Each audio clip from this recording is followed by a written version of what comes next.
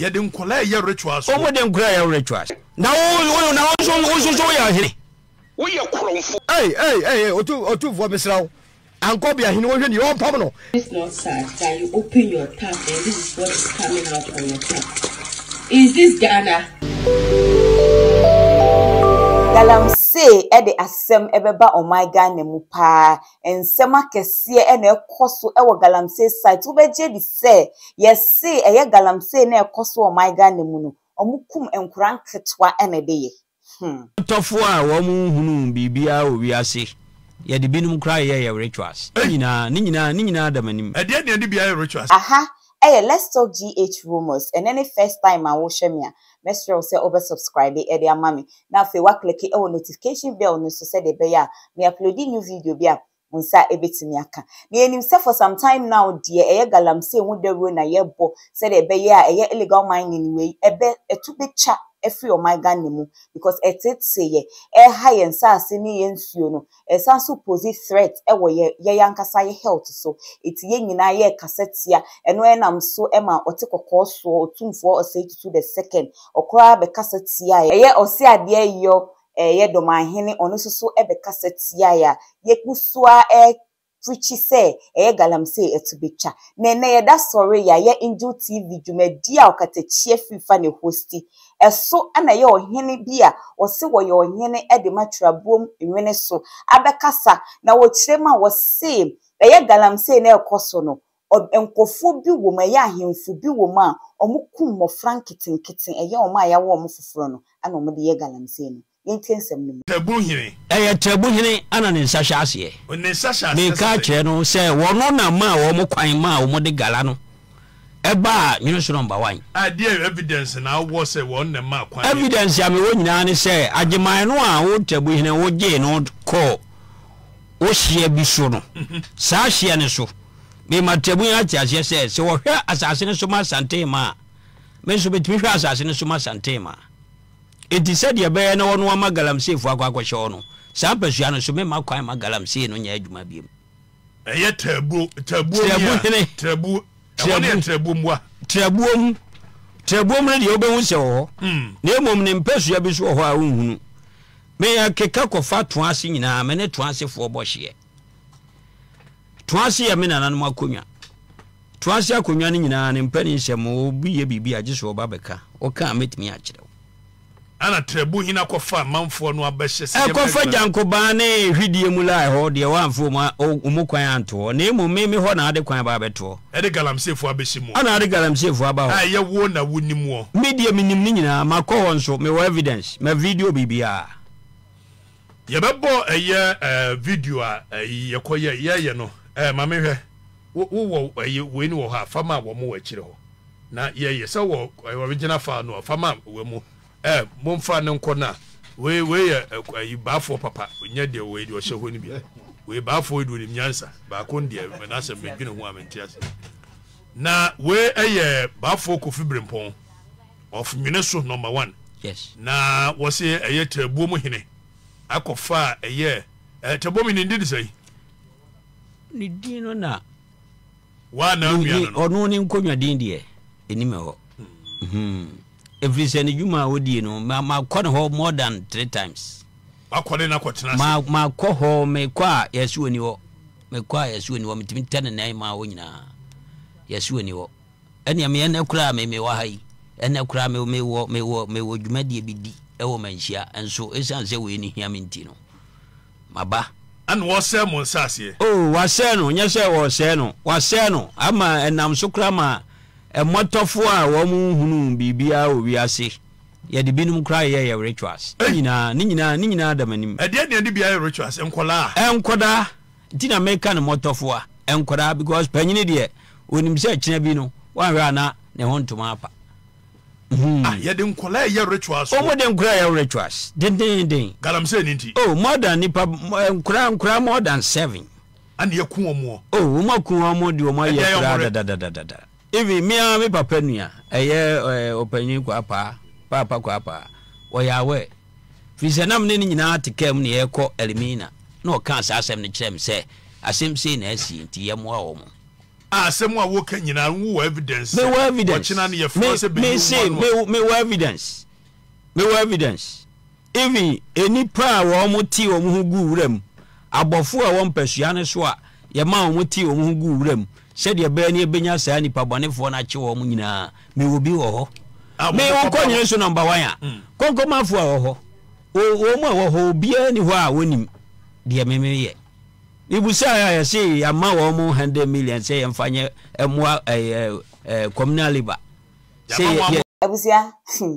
said the ohine ne sie no we a very very big issue e was say police for the womanist from normal ehwe no mudi hudwuma pa because all kasa no see ne book can say or evidence awo e backing the claims no enye say o kasa keke o say o evidence enti e no ehun be hia say be follow up ni ahwe ba bi asem we ebekwa kosi na busia show ne koso na emu no eye otumfo twafo hene a ono koya asanso eye ankobia hene ni din ene nana kwabena ejei ono ofresi show ni ofre no ni nsem a oka nyina ne se eye asem mu atwabuom ehene ne ka no o twantro eye ntro kra na wocha nokure bia ni nyenti eno nsem na me ba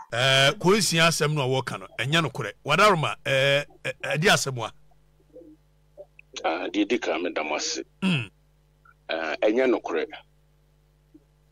asema woka odugugu otumfo brempon no hu nyina efi odi gu no nyina anya no kore ono na wato so ye hene wo hene kurube so nwene so number 1 onye wo hene wo ye kromfo se me won kra han kama ma posifo achi ni 60 a last week ye atwa mu ye busane se kuropon kokoben a policefo action my youth station officer wanche na ntum obi na amene sika kutupa ena ogu obes otumfo brempon na anim ase wo so ye hene ohene be no so a kire no musa no mani kasha mi wo so ohene be no so a kire mani kasha no nyina mnyina no na mira adaruma galamse no a ekoso no a wo ka ho asem no aha enya no kore se galamse ekoso ho opanyi me da ase me no ka say eya ofo ase policefo eye adansefo a ya trade statement papa we ya papa panyina akokora ye ti ye nwene so eni tabu mu hye so afuomufo ne bobo papa ya mane eni wo ba panyina wo ho ye tu ho na mo ekwache chanafo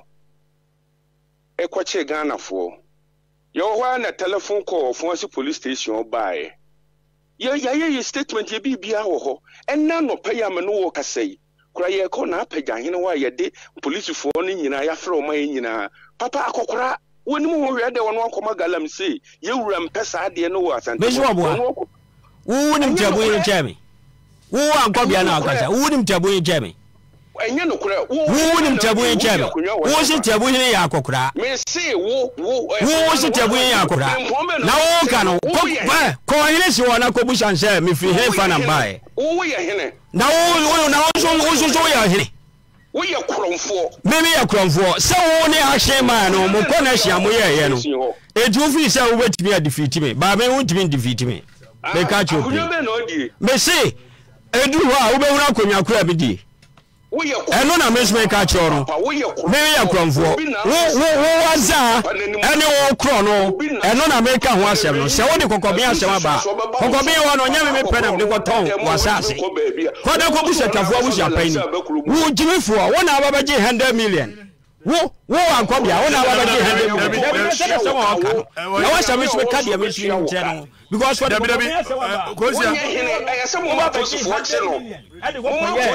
ade kokko ye ya bedu ayi san da million no proto no why ho krata ma me wo ba be gina ba be keka nkwasha se mo akire me wadu mi wo ka sa me ya akura bi ma ho nya botransa wo dia ba bia me hia bia me no be hia me ka cho pin because me nso dia me ka na kwa bna ye pe information bia me ti wono mo no a wo ka sa nkwasha se no wo kokro mu ɛwɔ fo wako kromo mi wusa wako kromo ma wo yale papa utwafo na obo na panima no wo de na ade ayi ni kuro wo pasro ene sa kokobe na ayi ja ho ede na ade ba fo macho wo gina wana menye na kwabena je opanyi na me kase galamsey no enye no kure se na ba fo macho mamkema enye no kure se galamsey no atiate se wo eye trabuom ne mpotamu ebe mfie mamenkemasem na atiate se wo hode a da be ne bedu trabuom hinanimuo ana osi anamo be ya na wo kan nyina busumi mienu mu asem na me na wo kan just 2 months here asem na ye kan 60 ye wo fo asia police fo eya danse ewo asewi mu abusia said de nana kwabena eje esie no osi asem no enye nokre ba ye de enim se once a oman ba so we Ghana ni abetna wo so wo evidence there na a very big issue that needs to be addressed into no matter what whether we try or not police for e was some bass asem we mu na either they will call eya ohini ye oso etrabom ni so hini na obesan so akole de ofresi mu na ye otumfo atwafo hini no odo se ye be frɛ na ni nipa bi a wabɔ mu din bia ni ahwehwɛ asem we mu sɛ ye nokre sɛ nye nokre Ghana police munya mejuma na show ne koswo na no eye Solomon Owusu no ye former MPP members see are belonging to the movement for change okasai or say or you're very disappointed in Nana Kwabena J ye otumfo twafo hene no or you're very disappointed in him no kasa say opemso eye otumfo say tutu ontu ni free na konya so se eye nankobia hene ne media lo investigate no adai wamankofo buo fu okromu pa in fact bebia na me wa na me tie program no go su bra betra se wan call into the program cranke adai se konsia be ka galamsey asem ubusa na simple question galamsey na ekoso ana wo se ai be boso mienu e de sense asisi ene ne hu pa otu vo mesrawo ankobia hini wo hwe ni on pam no wo mu na ye galamsey o isi wa expose no wa ma be bu ofumo se boni koso oni eka na wotumi afrese nipa na wo ka asem no ye discredit no but in fact wo ba ye no oba bagitum and on point number 1 number 2 said ye Solomon Owusu osie no say eye ohini aye otumfo etwafo hini esese nana utu na de sontem kura because ukwa obaye no obe confirm say galamsey na ekoso ewo eye mpotemu ho eti adenti na obesa so aka say nipa na oyetemamu ni asem no eha no ababetina ho no ka no kure na wo say o chantro Ghana police yesre mo se mo fo mani ndi eche dampare yesre wo se sorry na eye wuduma wo de ye jiwudi se sa asem bi say de unhye ne keke na bu say nim se galamsey o edin sem bebre na abreye ewo manyimu asese ye niema bebre na nsen videos twagu pa wo social media so abonso bia ne tap enso na flow no eye very dirty water eye madi chese anwea chese so na efia kasa wo de no aduane enyeye wo di senior men wo di twitwi form kura enyeye yenhwe videos ni bi This not sad that you open your tap and this is what is coming out on your tap. Is this Ghana? Is this not sad? Hey, Radde. Running to her.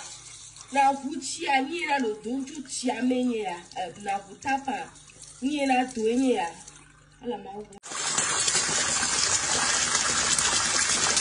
This is the water that is coming from the pipe. In super ofi pipe muroba helenua. To miss your tea. And it's still I'm going to put on how to go and see. Yeah, pipe. On your go to Munchi or your pipe, I know you do.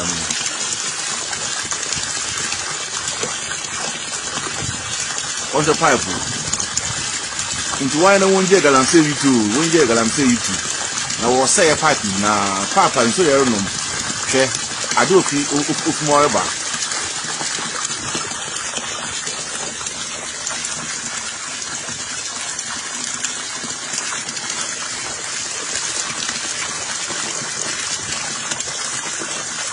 Hey, Razi. Ghana fiancé is one ever brew. In Blue Baba, in Sunny Poniano, in Sa, will keep to fight more, or to fight more about.